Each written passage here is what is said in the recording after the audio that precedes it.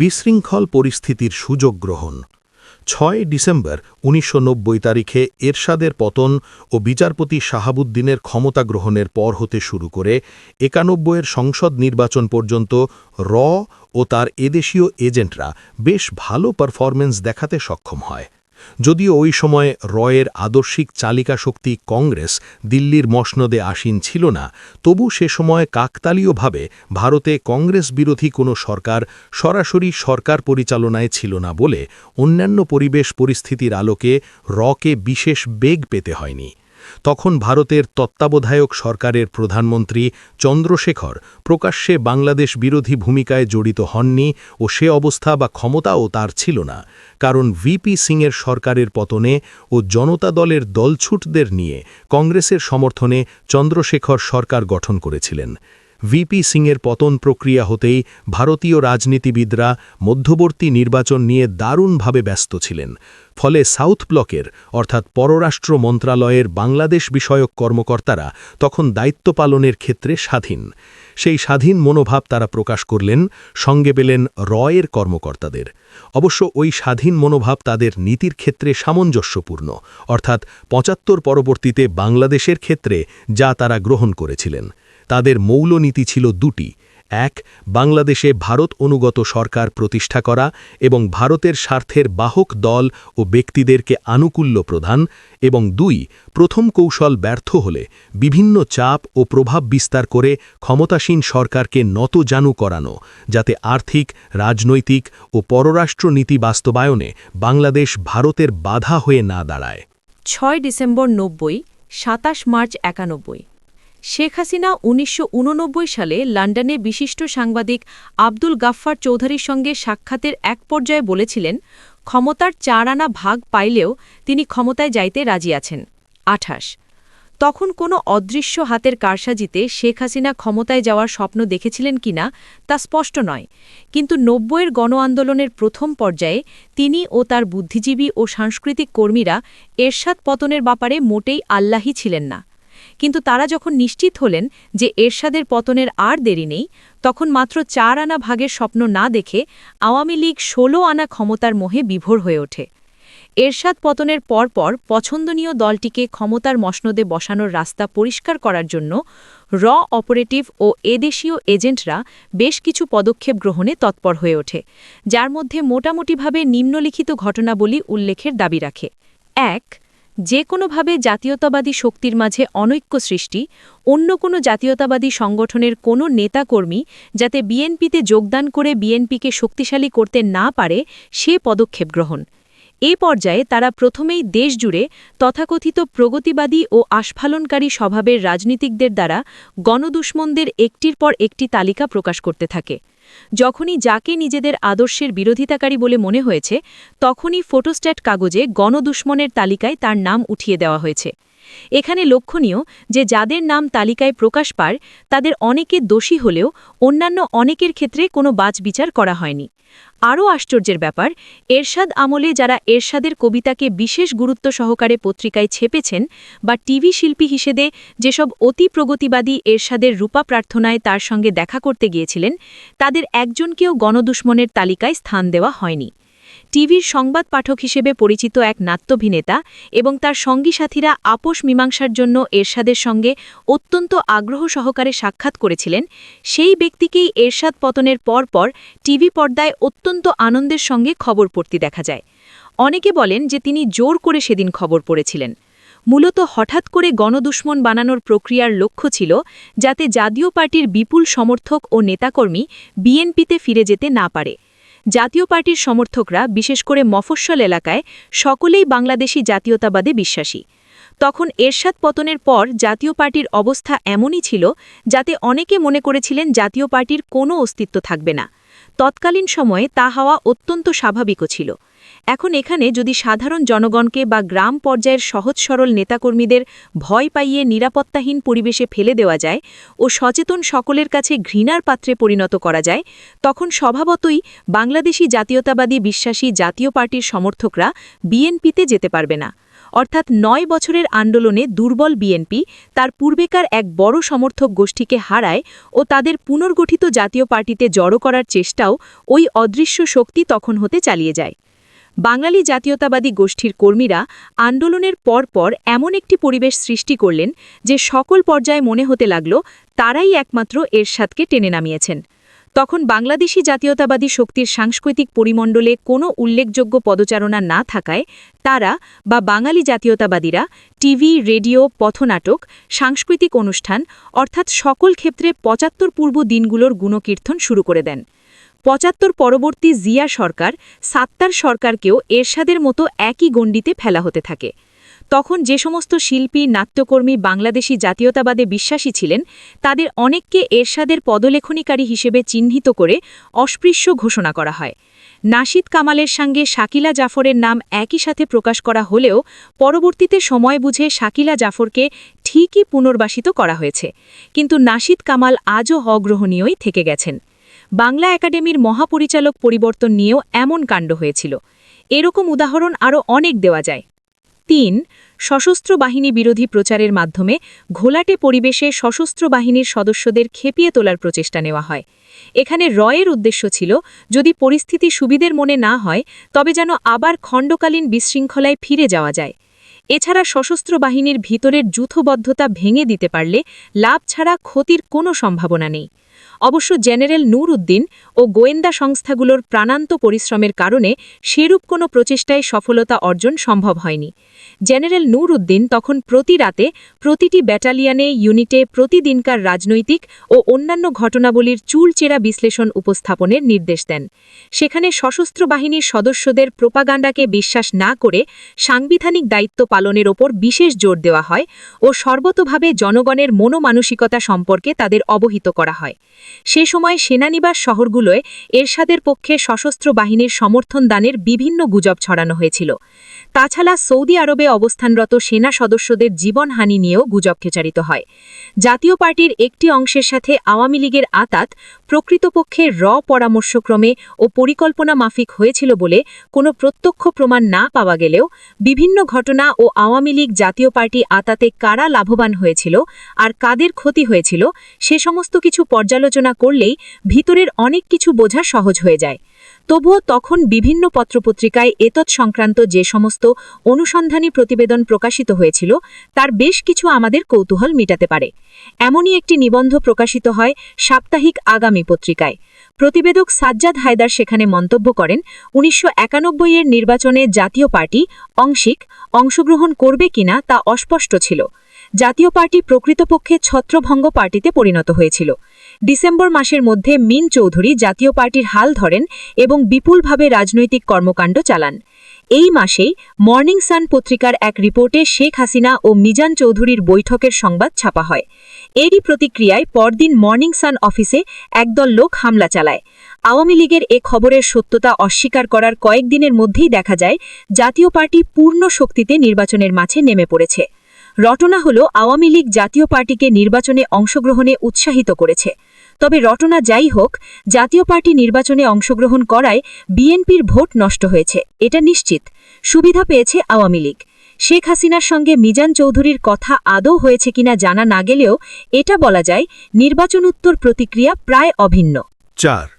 সকল রাজনৈতিক ডামাডোলের মাঝে কিছু কিছু ক্ষেত্রে প্রত্যক্ষ অন্তর্ঘাতমূলক ও দেশবিরোধী কর্মকাণ্ড বেশ জোরেশোরে উস্কিয়ে দেওয়া হয়। তত্ত্বাবধায়ক রাষ্ট্রপতি বিচারপতি শাহাবুদ্দিন আহমদের প্রশাসন একের পর এক প্রশাসনিক জটিলতার সম্মুখীন হতে থাকে। তার ১৬ জন উপদেষ্টা নিয়ে গঠিত উপদেষ্টা পরিষদ কার্যকর ভূমিকা রাখতে ব্যর্থতার পরিচয় দেয়। এক্ষেত্রে একটি বিশেষ মতাদর্শী উপদেষ্টাবৃন্দ তাদের দলের আগাম বিজয় নিশ্চিত এমন একটি ভাব দেখিয়ে একের পর এক দীর্ঘমেয়াদী পরিকল্পনা প্রণয়নের জন্য উঠে পড়ে লেগে যান। জনৈক সাবেক উপাচার্য গোটা জাতিকে ধর্মনিরপেক্ষতা শেখানোতে বিশেষ তৎপরতা আরম্ভ করেন। শিক্ষাক্রমে পরিবর্তন আনা, জাতীয় নীতি নির্ধারণ, যা জনগণের নির্বাচিত সরকার করবেন, কিন্তু তিনি কোন যুক্তিতে কার ইঙ্গিতে এমন অতি প্রগতিবাদী তৎপরতা শুরু করে দিয়েছিলেন তা জানা না গেলেও বোঝা গিয়েছিল। সে সময় পাঠ্যপুস্তকে আল্লাহর নামের পরিবর্তে সৃষ্টিকর্তা বা ঈশ্বর বসানোর ঘোষণা দিলে সারা জাতি অবাক হয়ে আওয়ামী ধর্মনিরপেক্ষতার আসল রূপ অনুধাবন করতে সক্ষম হয়। এ প্রেক্ষিতে বিএনপি চেয়ারপারসন বেগম খালেদা জিয়া স্পষ্টরূপে আল্লাহর নাম পরিবর্তনের যে কোনো প্রচেষ্টার বিরুদ্ধে হুঁশিয়ারি উচ্চারণ করেন। এছাড়া জনাব রেহমান সোভান নামের একজন অর্থনীতিবিদ জাতীয় পর্যায়ের পরিকল্পনা গ্রহণে ব্যাপৃত হন। ধর্মীয় অনুভূতি নিয়ে তখন এমনই মাতামাতি আরম্ভ হয়ে যায় যে এক পর্যায়ে বেগম খালেদা জিয়াকে বাধ্য হয়ে বলতে হয় বিএনপি ধর্মনিরপেক্ষতার পক্ষে নয়। অবশ্য তিনি একথার দ্বারা ধর্মভিত্তিক মুসলিম জাতীয়তাবাদের কথা বোকাতে চাননি। হিন্দু বৌদ্ধ খ্রিস্টান ঐক্য পরিষদ নেতারাও তার সঙ্গে এ ব্যাপারে আলাপ করতে গেলে তিনি দ্ব্যর্থহীন ভাষায় সংবিধান হতে বিসমিল্লাহির রহমানের রাহিম বিসর্জন দেওয়া হবে না বলে জানিয়ে দেন ও ধর্মনিরপেক্ষতাবাদের প্রকাশ্য বিরোধিতা করেন।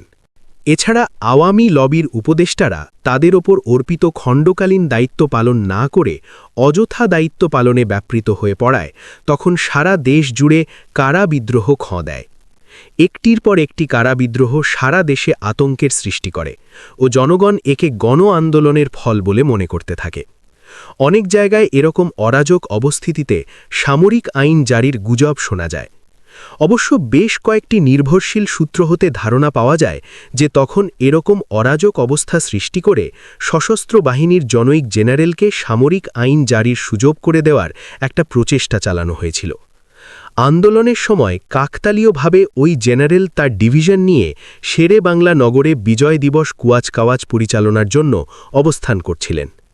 যে নুরুদ্দিন তাকে কিভাবে সামাল দিয়েছিলেন তা জানা সম্ভব নয়।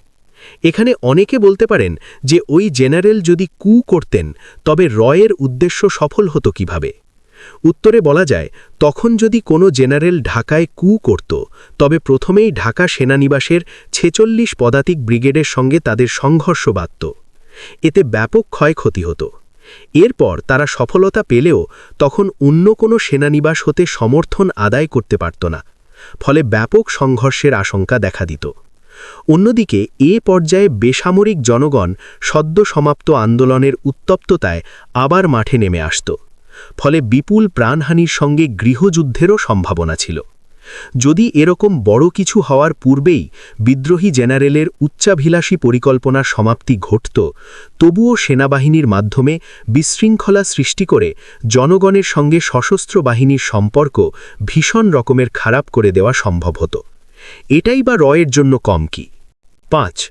এ সময় বাংলাদেশের অভ্যন্তরে বাংলাদেশ বিরোধী কার্যক্রম চলা পাশাপাশি পশ্চিমবঙ্গ হতে বাংলাদেশী জাতীয়তাবাদ বিরোধী প্রচারণা জঘন্য রূপ লাভ করে। কোনো প্রতিবেশী দেশের নির্বাচন নিয়ে পত্রিকায় মাতামাতি করা স্বাভাবিক, কিন্তু শালীনতা ভব্যতার মাথা খেয়ে আনন্দবাজার গ্রুপ সরাসরি বিএনপির বিরুদ্ধে অপপ্রচার আরম্ভ করে। এ সংক্রান্ত একটি প্রামাণ্য দলিল এখানে উপস্থাপন করা যেতে পারে। ২৯ ডিসেম্বর ৯০ তারিখে আনন্দবাজার পত্রিকায় বাংলাদেশে এক শ্রেণীর মানুষের মনে চাপা ভারত বিদ্বেষের ইঙ্গিত পেয়েছি শিরোনামে সুনীতি ঘোষ একটি প্রতিবেদন প্রকাশ করেন। তার রচনা থেকেই বোঝা যায় তারা অর্থাৎ ভারতীয়রা বাংলাদেশে কোন দলকে ক্ষমতায় দেখতে চায়, কারা তাদের এদেশীয় বন্ধু ও কিভাবে তথাকথিত সৎ প্রতিবেশী হওয়া যায় সুনীতি ঘোষের প্রতিবেদনে উল্লেখ করা হয়। ভারত নামে এক দেশ আছে এই উপমহাদেশে, বাংলাদেশের রাজধানী ঢাকা শহরে বসে তা বোঝার উপায় নেই। বাংলাদেশের সংবাদপত্র টিভি রেডিওতে পাকিস্তানের সংবাদ থাকে, সেখানে কোথাও বরফ পড়লে তা টিভিতে দেখানো হয়। বিশ্বের তাবৎ মুসলিম রাষ্ট্রের খবরাখবর জানা যায় প্রচার মাধ্যম থেকে, কিন্তু প্রবেশী ভারতের যে টুকরো টুকরো ছবি মাঝে মধ্যে প্রকাশিত হয়, সে ভারতের মানুষের প্রধান কাজ দাঙ্গা হাঙ্গামা করা। দাঙ্গার সংবাদ লেখার সময় ভারতের সাংবাদিকরা বৃহত্তর স্বার্থে দাঙ্গাকারীদের সাম্প্রদায়িক পরিচয় গোপন করলেও বিদেশি সংবাদ সংস্থাগুলো এসব আচরণবিধির ধার ধারে না বলে তাদের পরিবেশিত সংবাদ সাধারণ বাংলাদেশিকে ভারত বিরোধী করে তুলতে সাহায্য করে। কেবল সংবাদপত্রই নয়, বাংলাদেশ সরকার প্রকাশিত ইতিহাস পড়লেও বোঝা যায় না ওদেশের মুক্তিযুদ্ধে ভারতবাসীর কোনো অবদান ছিল। বাংলাদেশিদের হয়ে পাকিস্তানি খান সেনাদের বিরুদ্ধে লড়াই করতে গিয়ে ১৮,০০০ ভারতীয় জওয়ান প্রাণ দিয়েছেন। বাংলাদেশে যুদ্ধের এবং বাংলাদেশি শরণার্থীদের ব্যয়ভার বহন করতে গিয়ে ভারতের মানুষ প্রায় ৬ বছর অতিরিক্ত পরের বোঝা বহন করেছেন। সমস্ত আরব দেশ এবং চীন যখন মুখ ফিরিয়েছিল তখন স্বীকৃতি দিয়ে স্বাধীন বাংলাদেশকে বিশ্বের দরবারে প্রতিষ্ঠিত করেছে ভারত। এসব কথা বাংলাদেশের কোনো বই পড়লে বোঝা যায় না। গত ১৬ই ডিসেম্বর বিজয় দিবসে যখন ঘটা করে জাতীয় শহীদদের প্রতি শ্রদ্ধা জানানো হয়েছে তখন মুহূর্তের জন্য কেউ একবার ভারতীয় জওয়ানদের কথা মনে করেননি। রাজনীতিবিদদের অভিধানে যে কৃতজ্ঞতা বলে কোনো শব্দ নেই তা বাংলাদেশের রাজনীতিবিদদের সঙ্গে কথা বললেই বোঝা যায়। একমাত্র শেখ হাসিনা এবং আওয়ামী লীগের প্রবীণ কিছু নেতা ছাড়া আর কেউ বাংলাদেশের মুক্তিযুদ্ধে ভারতের অবদানের কথা ভুলেও উল্লেখ করেন না। যতবার বাংলাদেশে গিয়েছি সাধারণ মানুষের সৌজন্যবোধ ও আতিথেয় পরায়ণতায় মুগ্ধ হয়েছি। সঙ্গে সঙ্গে এক শ্রেণীর মানুষের মধ্যে ভারত সম্পর্কে বিদ্বেষের অন্তঃসলীলা ধারা লক্ষ্য না করে পারিনি। নিঃসন্দেহে এই মনোভাব সৃষ্টির জন্য বিএনপি ও মৌলবাদী কিছু রাজনৈতিক ও সামাজিক শক্তি এবং কিছু কিছু তথাকথিত বুদ্ধিজীবী ভারত বিরোধিতাকে আত্মপ্রতিষ্ঠার প্রধান উপজীব্য বলে গ্রহণ করেছেন, তারাই দায়ী। আরও লক্ষ্য করেছি তথাকথিত ধর্মনিরপেক্ষতার কৃত্রিমতা। একই ব্রুশে সবাইকে মশিলিপ্ত করা অনুচিত হলেও একটি কথা স্পষ্টাস্পষ্টি বলা প্রয়োজন যে বাংলাদেশের রাজনীতি ও বুদ্ধিজীবীদের ধর্মনিরপেক্ষতা এক প্রকার লোক দেখানো ব্যাপার। একথা সত্য, বিসমিল্লাহির রহমানির রহিমকে শিরে ধারণ করে এবং ইসলামকে রাষ্ট্রধর্ম বলে ঘোষণা করা যে সংবিধান গণতান্ত্রিক পদ্ধতিতে সামাজিক সমাজের প্রতিষ্ঠায় অঙ্গীকৃত, সে সংবিধান নিয়ন্ত্রিত দেশে ধর্মনিরপেক্ষতা আশা করা যায় না। প্রয়াত জিয়াউর রহমান এবং এরশাদ তাদের রাজনৈতিক স্বার্থে এ কাজ করলেও এর প্রতিবাদে বাংলাদেশি বুদ্ধিজীবীরা খুব একটা সরব ছিলেন বলে শোনা যায়নি। তাদের গণতান্ত্রিক আকুতিতে কোনো খাদ না থাকলেও ধর্মনিরপেক্ষতায় বিশ্বাস যে অনেকটা কৃত্রিম তাও দেশের সংখ্যালঘু হিন্দুদের অবস্থা দেখলেই উপলব্ধি করা যায়। গত কয়েক বছর এই উপমহাদেশের মুসলিম প্রধান দেশগুলোর রাজনৈতিক চরিত্র দেখে আজ আমি একথা জোরের সঙ্গে বলতে পারি, পাকিস্তান এবং বাংলাদেশের সংখ্যালঘুদের অবস্থার সঙ্গে ভারতের সংখ্যালঘু মুসলমানদের অবস্থা কোনো মতেই তুলনীয় নয়। ভারতের সংখ্যালঘুরা আজ সর্ব অর্থে ভারতবাসী। তারা তাদের অধিকার সম্পর্কে সম্পূর্ণ সচেতন এবং সে অধিকার অর্জনে তারা সরব এবং সক্রিয়। কোনো কোনো মহলের এটা পছন্দ না হলেও সাধারণভাবে ভারতের মানুষ এ পরিস্থিতিকে স্বাগত জানান। হিন্দুদের সহনশীলতার কোষ্ঠীপাথরে ভারতের নিরপেক্ষতা নিয়ে প্রশ্নের অবকাশ নেই। জাতি এবং সাম্প্রদায়িক দাঙ্গা অবশ্যই নিন্দনীয়, কিন্তু এই দাঙ্গা হাঙ্গামা আজ আর একতরফা ব্যাপার নয়। নিন্দনীয় হলেও এটাই ভারতীয় ধর্মনিরপেক্ষতার অন্তর্নিহিত শক্তির পরোক্ষ প্রমাণ। উত্তর ভারত সাম্প্রদায়িক অশান্তির প্রধান কেন্দ্র হলেও সেখানকার মুসলমানদের কিন্তু হিন্দুদের মতো ধুতি পরে চলতে হয় না, অথবা সর্বদাই উৎকণ্ঠার সঙ্গে বাস করতে হয় না। বাংলাদেশের অবস্থা কিন্তু তা নয়। পরিস্থিতির চাপে বাংলাদেশি হিন্দুরা ধুতি পরা ছেড়ে দিয়েছেন অনেক দিন আগেই। ঢাকেশ্বরী কালীবাড়ির প্রাঙ্গণেও যখন হিন্দুরা লুঙ্গি পরে চলাফেরা করেন তখন বুঝতে বেগ পেতে হয় না হিন্দুরা কি মনস্তাত্ত্বিকতা নিয়ে বাংলাদেশে বাস করছেন। বাংলাদেশি হিন্দুরা পাকিস্তান আমলেই জলকে জল বলতে ভুলে গেছেন। স্বাধীন বাংলাদেশেও তারা পানির মধ্যেই জলের আস্বাদ পান। হিন্দু মেয়েরা খুব একটা বাইরে বেরোন না। কোথাও কোনো গোলমাল হলেই হিন্দুর প্রতি মেয়ে সিঁদুর মুছে ফেলেন, শাখা খুলে রাখেন। স্কুল কলেজে হিন্দু ছেলেমেয়েদের নানা প্রকার অসুবিধার সম্মুখীন হতে হয়। পথ দিয়ে গেলে মন্তব্য শুনতে হয়, ওই মালাওনের বাচ্চা যাচ্ছে। যাদের সঙ্গতি আছে তারা বাংলাদেশ ছাড়তে প্রস্তুত। যাদের সে অবস্থা নেই তারা নিছক বেঁচে থাকার জন্য ধর্মান্তরিত হতে রাজি। সাম্প্রতিক সফরকালে এবং এর আগেও নির্ভরশীল সূত্র থেকে জানতে পেরেছি বাংলাদেশ স্বাধীন হওয়ার পরেও বেশ কিছু হিন্দু ইসলাম ধর্মগ্রহণ করেছেন। বাংলাদেশের মুক্তিযুদ্ধে বেশ কিছু হিন্দু নেতা ত্যাগ স্বীকার করলেও ওদেশের রাজনীতিতে আজ তারা এক প্রকার অপাংথেয়। নিরাপত্তার স্বার্থে এবং পুলিশের হয়রানির ভয়ে বাংলাদেশি হিন্দুরা ভারতীয় সাংবাদিকদের এড়িয়ে চলাই শ্রেয় বিবেচনা করেন। বস্তুত ভারতীয় সাংবাদিকদের সম্পর্কে বাংলাদেশি হিন্দুদের মনে একটা চাপা ক্ষোভ আছে। তাদের বিশ্বাস সরকারি আতিথেয়তা এবং উপঢৌকনে মুগ্ধ ভারতীয় সাংবাদিকরা সোনার বাংলার স্বর্ণাভ দিকটা দেখেই খুশি হয়ে দেশে ফিরে যান। বাংলাদেশের সামাজিক চিত্রের যে আরেকটি অন্ধকারাচ্ছন্ন দিক আছে তা জানতে তারা আগ্রহী নন। যখন জানালাম আমি অন্য দিকটি জানতে চাই, তখন ওরা ওদের দুঃখের কথা বললেন, এবং তাও অত্যন্ত নিচু স্বরে, পাছে কেউ শুনতে পায়। ওদের কাছ থেকেই জানতে পারি রাজ্যের সিভিল সার্ভিসে কয়েক বছর আগে হিন্দু ছেলেরা ভালো ফল করলে পরের বছরই তাদের পাশের হার কমিয়ে দেওয়া হয়। হিন্দু ছেলে বাংলাদেশের বিমান বাহিনীতে যোগ দিতে চাইলে তাকে নিরুৎসাহ করা হয় নানাভাবে। সামান্যতম উস্কানিতেই ভেঙে ফেলা হয় হিন্দুদের মন্দির অথবা অপবিত্র করা হয় তাদের ধর্মস্থান।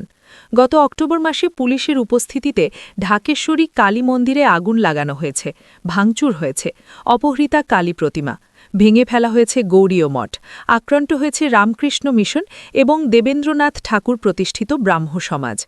একই সময় সুপরিকল্পিতভাবে দেশের বিভিন্ন জেলায় হিন্দুদের অনেক মন্দির ভেঙে ফেলা হয়েছে। বাংলাদেশের সাধারণ মানুষ হয়তো এসব সমর্থন করেননি, হয়তো কিছু কিছু বুদ্ধিজীবী এতে ব্যথিত, কিন্তু বাংলাদেশ সরকার এবং অন্যান্য রাজনৈতিক দলের নেতারা সংখ্যালঘু হিন্দুদের মনে নিরাপত্তাবোধ সৃষ্টির জন্য খুব একটা উদ্যোগী হয়েছেন বলে শোনা যায়নি। হিন্দুরা যে রাজনৈতিক দলকে নিজেদের বলে মনে করেন, সেই আওয়ামী লীগের নেতারা আনুষ্ঠানিক বিবৃতি দেওয়া ছাড়া আর কিছু করেননি। ভারতবিরোধী বিএনপি নেতারা এসবের জন্য এরশাদকে দায়ী করে নিজেদের দায়মুক্ত করেছেন। বরং মৌলবাদী জামায়াতের নেতাদের অবস্থান ছিল সংখ্যালঘুদের কাছে অনেক উৎসাহজনক।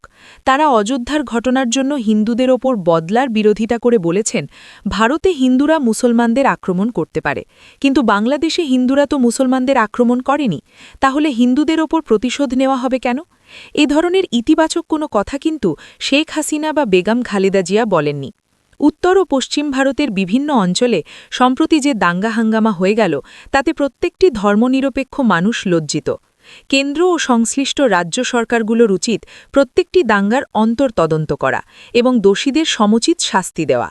এই দাঙ্গা হাঙ্গামায় উদ্বিগ্ন হলেও বাংলাদেশিদের লক্ষ্য করা উচিত, উত্তর ভারতের এই সাম্প্রদায়িক রাজনীতি পশ্চিম বাংলাকে খুব একটা প্রভাবিত করতে পারেনি।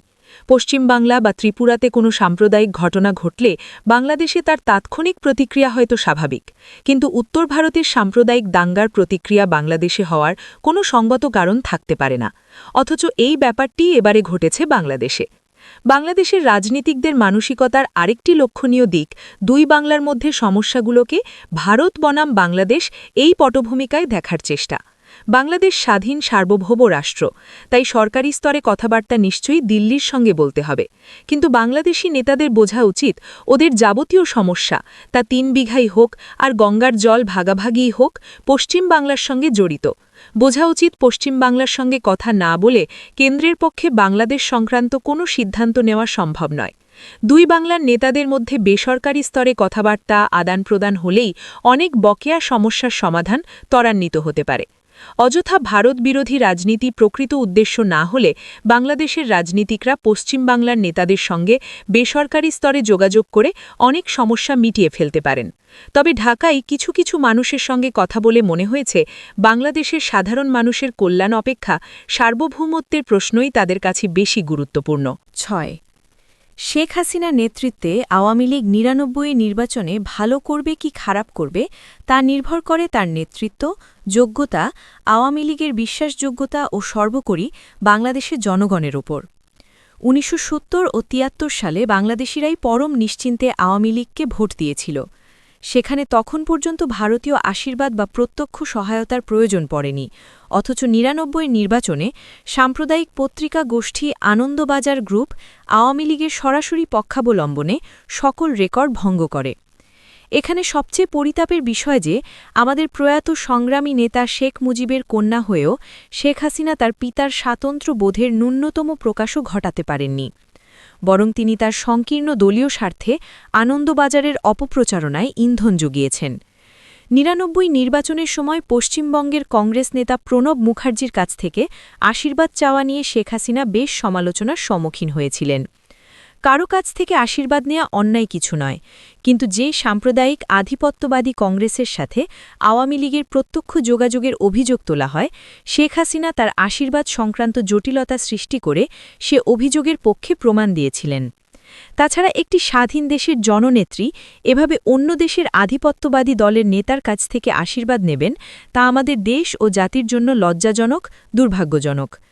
সে সময় আওয়ামী লীগকে প্রত্যক্ষ সমর্থন ও বিএনপিকে জঘন্য ভাষায় আক্রমণ করে এবং প্রণব মুখার্জির আশীর্বাদ সংক্রান্ত খবর নিয়ে কলকাতার আনন্দবাজার গোষ্ঠীর সানন্দা পত্রিকায় ৭ ফেব্রুয়ারির ৯১ সংখ্যায় একটি প্রতিবেদন প্রকাশিত হয়।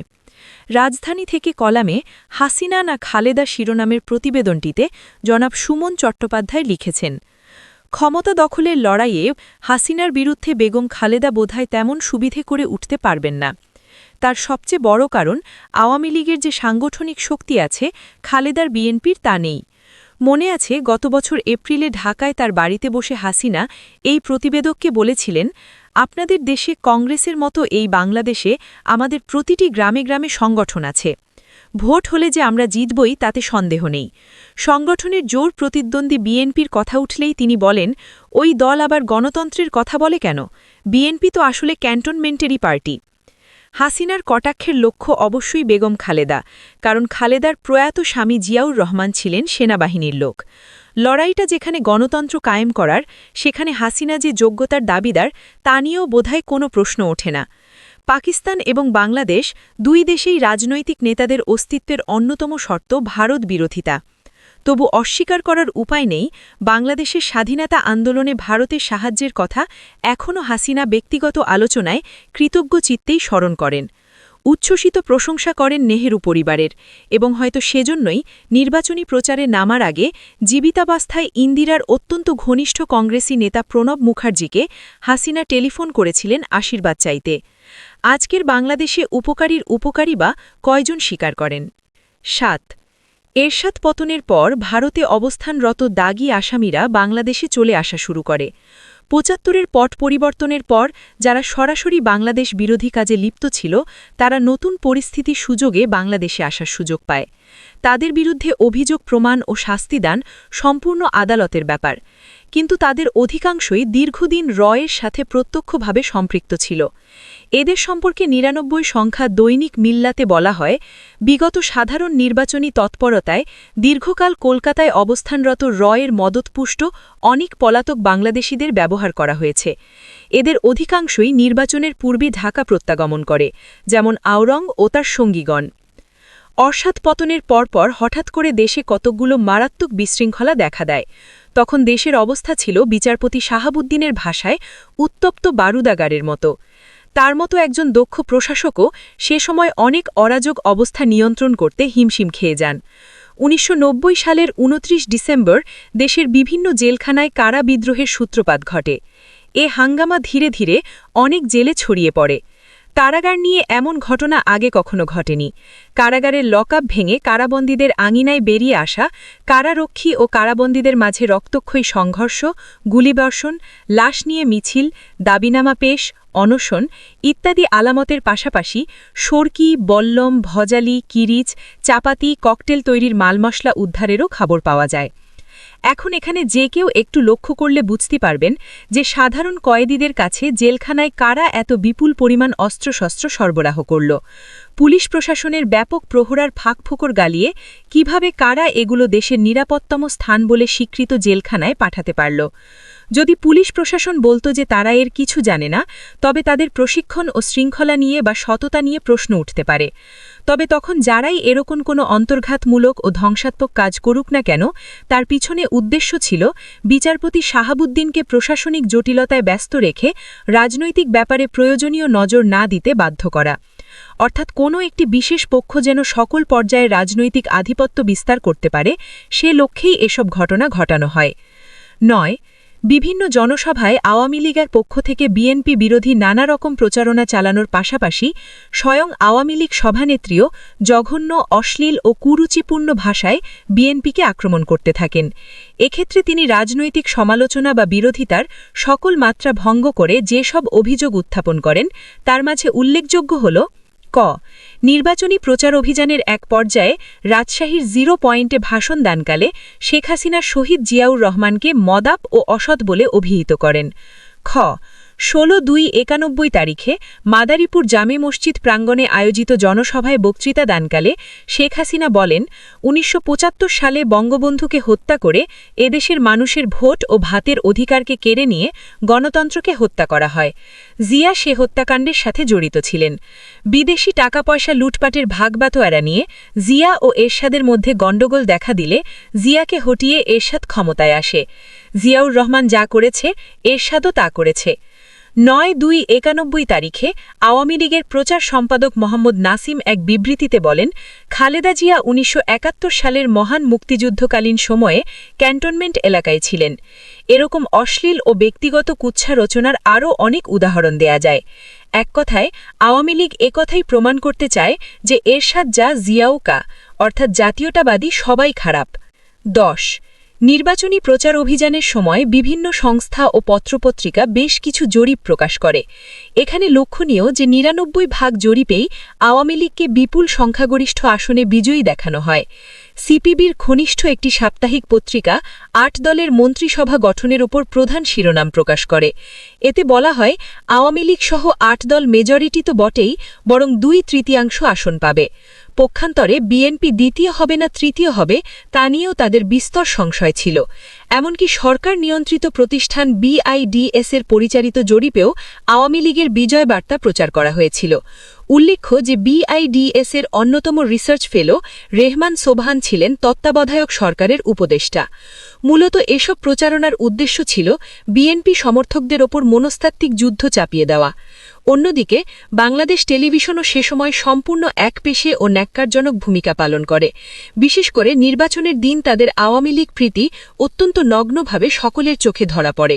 এ ব্যাপারে ২২/৩/৯১ সংখ্যা সাপ্তাহিক আগামীতে উল্লেখ করা হয়, বাংলাদেশ টেলিভিশনের অধিকাংশ কর্মকর্তা, কলাকৌশলী ও শিল্পীই নাকি আওয়ামী লীগের বিজয়ে বড় বেশি নিশ্চিত ছিলেন। আব্দুল্লাহ আল মামুন সহ অনেকেই নাকি আওয়ামী লীগের জন্য জান প্রাণ দিয়ে খেটেছেন। 0 পয়েন্ট নাটকটির ভরা ডুবির পর জনাব মামুন আরেকটি নাটক নাকি প্রচার করতে যাচ্ছিলেন।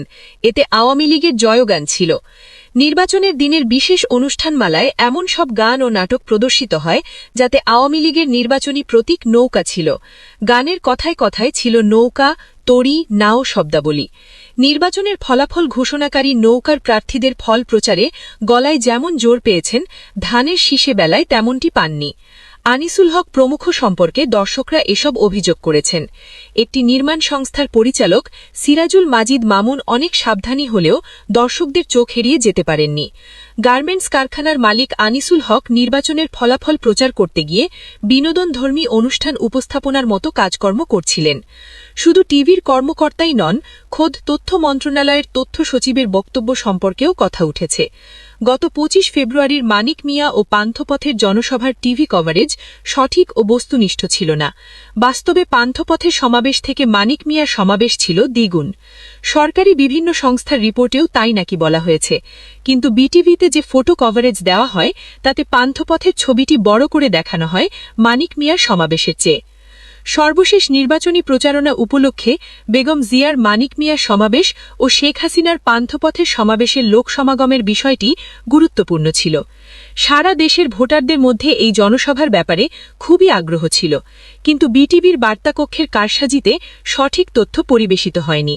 এ সম্পর্কে একটি দৈনিকের পক্ষ থেকে যোগাযোগ করা হলে বার্তাকক্ষের নুরুল ইসলাম জানান, বিষয়টি পরীক্ষা করা হবে।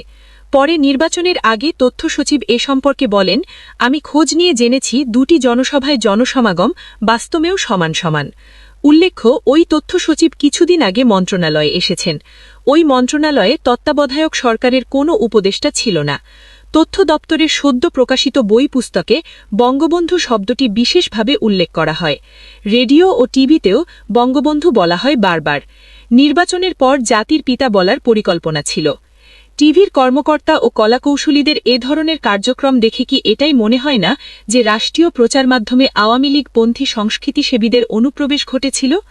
আজও আমাদের টিভিকে সে রেশ টানতে হচ্ছে। ১১ সে সময় বিবৃতিজীবী ও প্রগতিবাদী হিসেবে পরিচিত বুদ্ধিজীবীদের প্রায় সবাই সর্বতোভাবে বিএনপি বিরোধী ভূমিকা পালন করেছিলেন।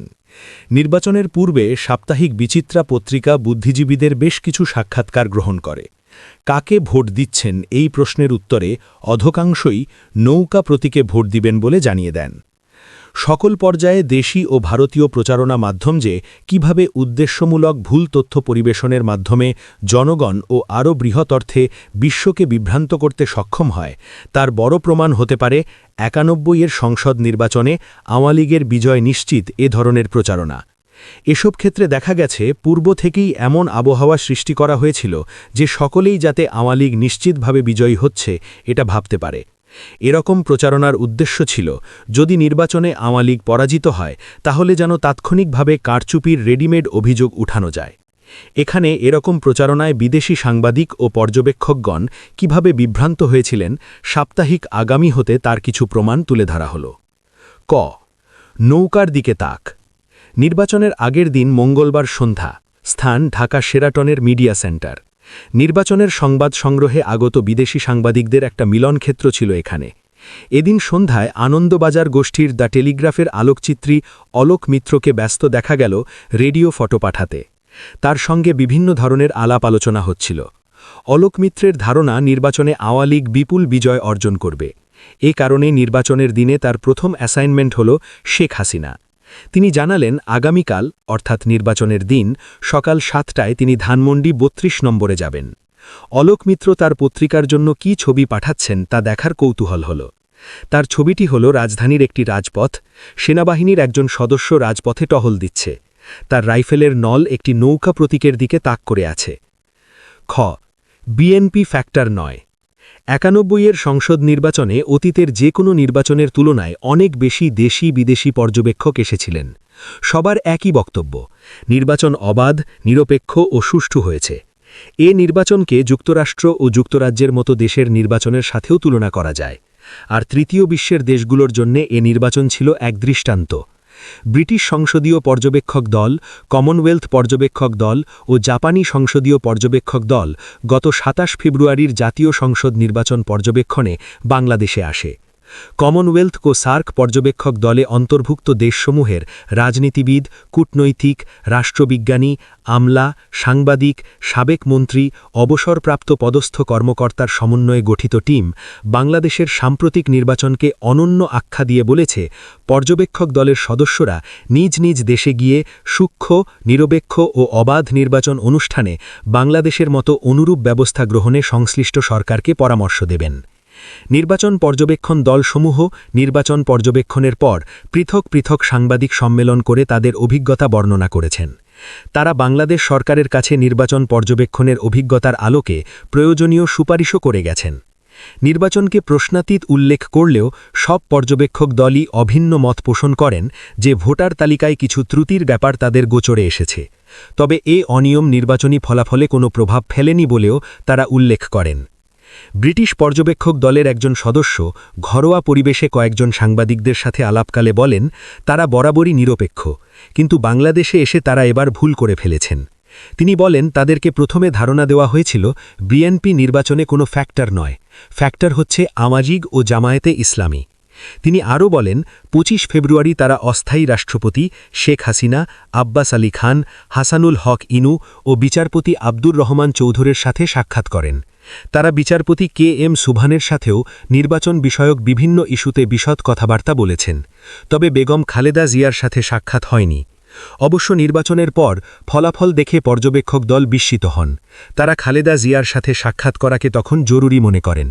১ মার্চ সন্ধ্যায় পর্যবেক্ষক দলটি বিএনপির বনানী অফিসে যান, ব্রিটিশ পার্লামেন্টারিয়ান মিস্টার পিটার শোয়ের নেতৃত্বে এবং বিএনপির চেয়ারপারসন বেগম খালেদা জিয়ার সাথে সাক্ষাৎ করেন।